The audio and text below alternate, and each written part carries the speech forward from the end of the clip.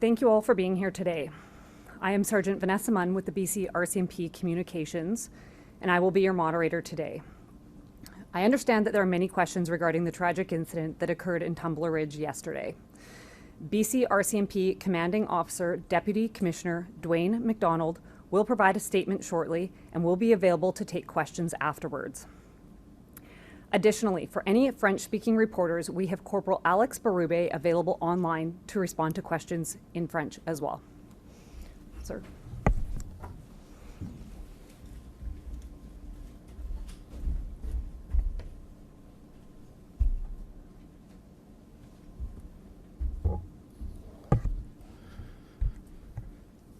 Good afternoon, good morning, everybody. Thank you for coming. And I recognize the significant interest not only the media but the public have in this event, so I will endeavor to do my best to inform you as up to date as possible and to provide some information moving forward about how we will manage our communications. I'll just start with a review of the incident from yesterday. So on February 10th at approximately 1:20 p.m. Pacific Standard Time at Tumbler Ridge, RCMP received a report of an active shooter at Tumbler Ridge Secondary School. A police-initiated public alert, PIPA, was issued as officers responded.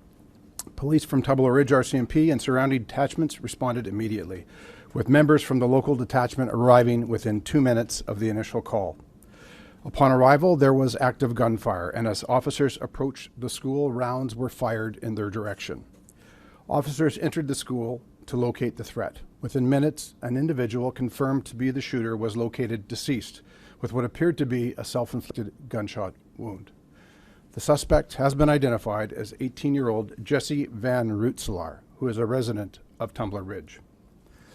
2 firearms, a long gun and a modified handgun, were recovered by responding officers. Determining the origin of these firearms and what role they played in the shootings remains a significant part of the active and ongoing investigation. Multiple victims were located throughout the school, along with approximately 25 individuals with possible injuries. Once it was determined to be safe, officers evacuated over 100 students and faculty to a local community center, while police continued to assess whether any ongoing threats remained. Those with potential injuries were transported to the local medical clinic for triage and assessment, and 2 victims with significant injuries were transported to hospital via air ambulance. Following a medical assessment of the individuals, no discernible physical injuries were identified for those that remained at scene. I'd like to correct some information that was shared yesterday and to clarify that 9 people in total are deceased as a result of this incident. Initially, it was believed that one of the victims, a female with significant injuries, who was transported from the scene by our members and then transitioned to paramedics, had succumbed to her injuries. Police have since confirmed that is not the case. She is alive and was one of the 2 female victims that were airlifted to hospital. Both of those victims remain in serious condition. The deceased victims from the school include an adult female educator, 3 female students, and 2 male students between the ages of 13 and 17. 2 additional victims, an adult female and a male youth, were located deceased in a local residence. The BC Major Crime Unit has assumed conduct of the investigation and is working to determine the full circumstances surrounding this tragic incident.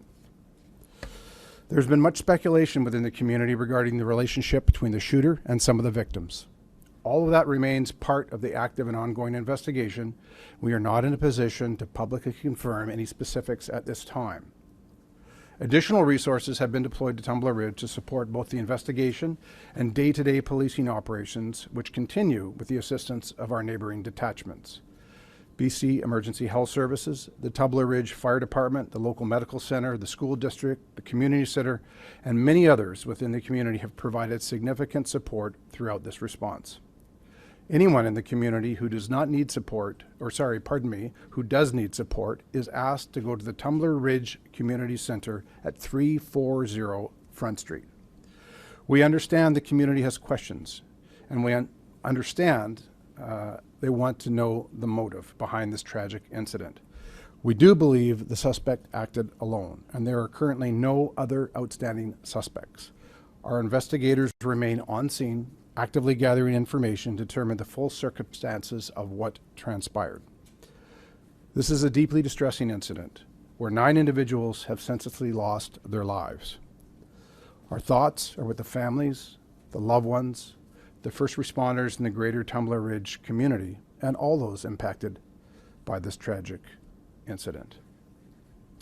If you have questions, I'm prepared to take them at this time. Officer Romina Dea from Global News. Could you please expand a little bit on the suspect? Was he known to police? Were there any red flags regarding his mental health? So a suspect is identified as an 18-year-old female by the name of Jessie. We have a history of police attendance at the family residence. Some of those calls were related to mental health issues. Could you spell the suspect's name, please? Yes, the first name is spelt Jesse. The surname is spelt capital VAN, then space, capital ROOTSELAAR. Were the 2 victims found at the residence where the suspect lived? Yes. And why can't you elaborate on the relationship between the victims and in that residence and the suspect? I can't elaborate on that. So it is believed the victims of that residence and the suspect are family members. Can you say what parent, sibling, what relationship that is? Yes, the female adult victim is the mother of the suspect, and the youth male is the brother of the suspect, or stepbrother. Can you expand, you talked about the history of mental health with this female suspect. Could you expand on that?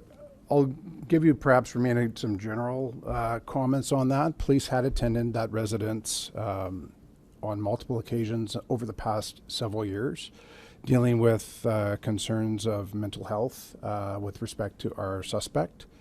I can say that on different occasions, the suspect was apprehended for assessment and follow-up. So apprehended under the Mental Health Act? Yes. Taken to hospital?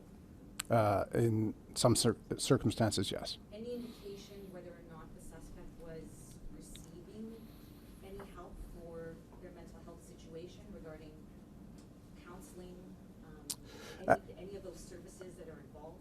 I don't have that information at this time if the suspect was currently receiving care. I don't have that information at this time. Any of the interactions with police, any of them have to do with weapons?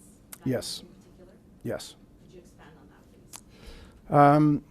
I will say that, again, I'm not trying to be too circumspect, but police have attended that residence in the past, approximately a couple of years ago, where firearms were seized under the criminal code. I can say that at a later point in time, the lawful owner of those firearms petitioned for those firearms to be returned, and they were. Were criminal charges laid in relation to those firearms? No. What firearm? With FYI media, my question is, we've heard all around the world, reports coming out from different media, not local but world, and we've heard people from Tumbler Ridge, actually people that know the shooter, and they are all saying that this person is transgender. Why is the RCMP not speaking to this? Why are we hiding this from the public? Well, first off, thank you for your question. We're not hiding it. In fact, you're the first media to ask the question. I will say this. We identified the suspect as they chose to be identified in public and in social media. I can say that Jesse was born as a biological male who approximately, the information that I have, approximately 6 years ago began to transition to female and identified as female both socially and publicly. Unfortunately, we've heard a lot of transgender as mass shootings. Do you think there's a correlation here? It's too early to say whether that has any correlation in this investigation. I think it's important to recognize that this investigation is still in its infancy. We have scenes still locked down, the school and the residence, while we execute search warrants and gather further evidence and talk to witnesses that may have further evidence for police. Can you tell us about the weapon? I'm just wondering, can you tell me when police, prior to yesterday, last in contact with Jesse? That's a good question. I probably have that answer somewhere here in my papers, but I believe we were there sometime last year. So nothing in the last few days? Nothing in the last few days, that's correct. Okay, and you talked about the guns that were Mhm. recovered. And can you say anything about who owned those guns, whether he had any sort of consent? So I will say this, I know the guns are of significant interest to everybody. Part of the reason we haven't identified the specific models of the firearms or ownership is because at this point in time, our investigators continue to pursue those leads. We want to make sure that the information we do provide is accurate. We want to ensure that we can identify properly the ownership of the firearms, how they were procured, whether they were lawfully owned, unlawfully owned, whether they were manufactured, and whether there could be any other parties to an offense that we are not yet aware of. So when we are able to release that information, we certainly will. He was quite young. Did he have a license to have that? I can say that she had a license that had expired. I believe it was in 2024. She did not have any firearms registered to her. Can you talk about, sir,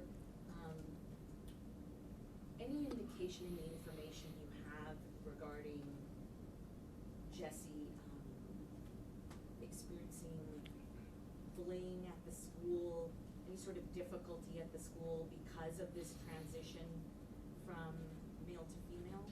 I do not have any information to suggest that was the case. I can say that Jesse dropped out of school approximately 4 years ago and was not currently attending the school. Sir, I have a question here from Jared from the Western Standard. They wanted to just know why we waited until now to confirm the identity of the suspect. It's a good question. I know it's one of concern, specifically with the speed of social media. I think it's important to recognize that yesterday, when we first provided a media availability, it was approximately 5 hours after the active shooter event. At that point in time, we were still trying to lock down locations. We had victims that we were evacuating. As you can imagine, the scene was quite chaotic with significant amount of trauma. And it's important for us when we do release information to get it accurate. I point to the case of now having to correct and say that there's only 9 deceased persons instead of 10. We want to get information out as quick as possible, but we also appreciate that that information needs to be accurate, because particularly when we're dealing with victims or are dealing with the identity of a suspect, we have to take into consideration, in this case, our suspect was deceased. We had to locate next of kin to notify them. So I would hate, notwithstanding the public interest, I would hate for someone to find out that their loved one was deceased coming from our podium or coming from the news media in advance of being told in person. And then I have one other question here from Ruth with Energetic City. Was the suspect related to anyone in the school? I can say that the suspect was not related to any of the victims of the school. I don't have any broader information beyond that, other than say that the suspect was related to the 2 victims at the private residence. Did the suspect leave a note or any other communication in advance of this happening? Not that we've located so far, but we are continuing to pursue that lead. Sir, are you able to give us sort of what the police's working theory is on why this happened? Well, we don't have an idea yet as to motive. And again, recognizing we're still less than 24 hours into this incident, it is something that we are certainly passionately pursuing. But it would be too early to speculate on motive at this time. Was there a bolt put out to be on the lookout for prior to the shootings regarding the suspect? Not that I'm aware of, but once the shootings commenced, we did issue the public police alert. And did police open fire on the suspect? Police did not return fire, to the best of my knowledge, but went into the school. Where in the school were the victims killed? There was one victim that was located deceased in the hallway, in the stairwell of the school, and the others were located, I believe, in the library of the school. Can you comment on the home of the shooter? What was it like? Was it in disarray? Sometimes when there's some sort of abuse going on, there's certain things you can see in a home. Was it anything like that apparent? I can't comment yet on the nature or the environment of the family home. It was locked down originally for to secure a search warrant in order to allow our investigators to go in. So I can't comment at this point in time. Can you tell us the rough address of the home, like where the two people found deceased? I do have that information. It will be locked down, so I would respectfully ask members of the media and the public not to attend the scene of the family home because we have a lot going on there, but it's 112 Fellers Avenue in Tumbler Ridge. Regarding the home, were there additional firearms or weapons found during the search? I don't have that information at this point in time. I can say that historically there were firearms that were secured at that residence in a safe, but I haven't updated with the investigators yet to determine if they've gone in and located more firearms. Just looking for clarification, you talked about police being called to the school about an active shooting. Were they called to the home before that? Yes, no, they were called after. So we understand the sequence of events, and I'll get to this. So we did not receive a call to attend the home until approximately 2:47 p.m. or 1:47 p.m. Pacific time. We were called because a neighbor, there was a young female at that home that went to the neighbors, and that's how we learned that there were two deceased at that residence. So the neighbor called the police. We know the sequence of events now is that the incident at the home occurred first, where we have the two deceased family members, and from there our suspect attended the school and commenced their criminal activity there. What was the relationship of the child who alerted the neighbor to the victims and the suspect? Family member. Has the reunification process been completed for the injured and the evacuees? For the students, so most of the what I would call injured individuals are people that were assessed for injury were released right in Tumbler Ridge shortly after receiving triage and or treatment. Those that have been medevaced, I can't speak to that, but I won't speculate on whether they've been in contact with their family. We're still dealing with extended family of those that are deceased. Do police believe, based on the information you have thus far, that the suspect had gone into the school specifically targeting an individual, or it was a random shooting? So we don't have information at this point to suggest that anyone was specifically targeted. I will say that as we continue in the investigation, there is further evidence to gather from the school with respect to video surveillance and that of our officers as well. What can we expect with the victim IDs? Will the RCMP be naming them, and what status are you at with Yeah. family notification? So we're currently ongoing with the family notification. I will say, as I mentioned before, that most of our victims are quite young. Most were born of the students, most were born 2013 and 2012. So as you can imagine, for family members, extended family members, friends of the family, et cetera, this is incredibly traumatic. And so we will deal with and work with the families and cooperate with them in terms of the release of the identities of the victims, photographs, and the like. I know we need to approach this with a trauma-informed practice. We don't want to create additional trauma for families that are dealing with probably the worst circumstances of their lives. So some victims may not be named officially, or that will be up to the families? That will be up to the families as they are minors. In terms of the 25 people who were injured, how many of them sustained gunshot wounds? So of the 25 surviving individuals, the two that are currently airlifted, the majority of the rest, there were not gunshot injuries. The reason they were all examined and triaged in first instance is there were a lot that presented with injury, blood, et cetera, that weren't actually injured, but we had to work through all that. So what kind of injuries were they? Was it like glass or? I don't want to speculate. I don't have the exact details, but you can imagine in a chaotic situation where the students and faculty are barricading themselves in a room that any types of injuries could result. You mentioned that there weren't any no recent involvement with police and the suspect, but were there any calls, concerns by anyone in the public to police about the suspect in recent days, weeks, months?